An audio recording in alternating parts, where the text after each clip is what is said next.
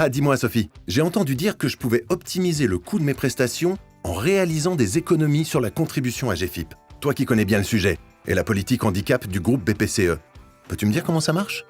L'économie de contribution AGFIP se fait en fonction de la part de marché que tu confies à une structure du STPA, le secteur du travail protégé et adapté. Le STPA regroupe les entreprises adaptées et les ESAT. Le montant du chiffre d'affaires que tu leur confies donne lieu à une conversion en une unité de mesure appelée UB, unité bénéficiaire. Une UB correspond à un équivalent temps plein, un ETP. La valorisation d'une unité bénéficiaire évolue chaque année sur la base du SMIC. Pour faire simple, je vais arrondir les chiffres pour t'expliquer.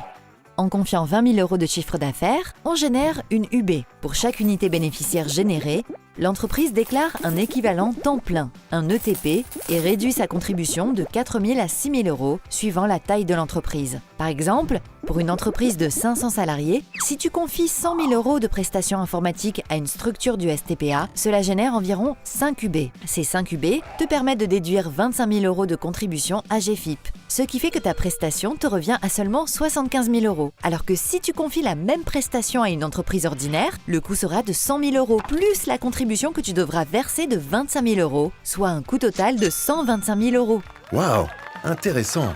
50 000 € de gain potentiel. C'est pas négligeable. C'est vrai, il faut raisonner en coût global pour l'entreprise. Mais en termes de qualité, délai et prix, est-ce vraiment l'équivalent d'une entreprise ordinaire? Bien sûr, tout est négocié avec la même exigence. En fonction des prestations, des adaptations peuvent être nécessaires, mais rassure-toi, rien de bien méchant. Et puis tu n'imagines pas la diversité de prestations de grande qualité à notre disposition. En plus des activités déjà maîtrisées depuis des années, grâce au dynamisme des acteurs de ce secteur, tu peux choisir maintenant parmi des prestations intellectuelles telles que le marketing direct, la numérisation des documents, les prestations informatiques, la communication, comme la réalisation de cette vidéo. Collaborer avec le secteur du travail protégé et adapté fait partie de notre engagement d'être tous des acheteurs responsables. Essaye et tu m'en diras des nouvelles. J'ai compris Sophie. J'avais des préjugés, je l'avoue, et tu m'as convaincu. Maintenant que je sais que je peux faire des économies tout en créant de l'emploi, je vais intégrer des structures du STPA au sourcing de mon prochain appel d'offres. Et en plus, tu réponds aux engagements RSE du groupe et tu contribues à la politique handicap, sans oublier que tu deviens un acteur citoyen. Et vous, qu'allez-vous mettre en place pour collaborer avec des ESAT et des entreprises adaptées? Contactez vos responsables achats et handicap pour passer à l'action.